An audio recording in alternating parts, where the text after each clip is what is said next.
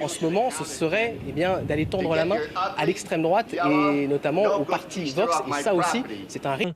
Et avec un bilan jugé en demi-teinte, pourtant lui se félicite du travail qu'il a accompli à la tête du pays. Je suis convaincu que je quitte mes fonctions en laissant le Nigeria meilleur en 2023 qu'en 2015.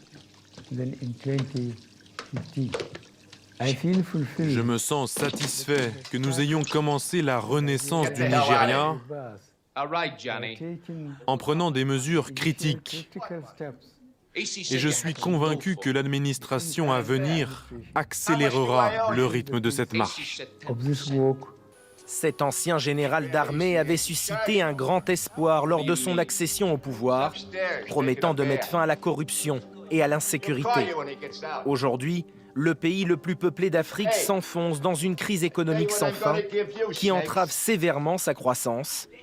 Ces jeunes Nigérians attendent des mesures concrètes de la part du nouveau président.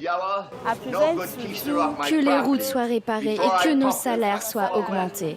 Parce que même après avoir été payés, même si nous travaillons, à la fin de l'année, on ne peut pas économiser.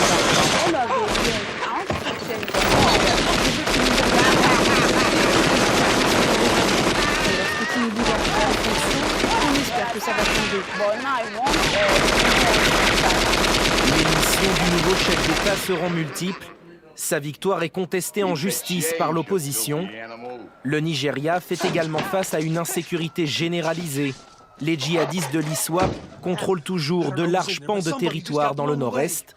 Boko Haram reste très actif sur le pourtour du lac Tchad. Enfin, selon la Banque mondiale, plus de 80 millions des 215 millions de Nigérians vivent en dessous du seuil de pauvreté.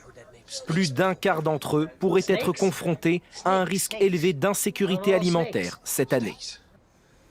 Toujours sur le continent africain, en Ouganda, celle-ci suscite l'indignation des ONG.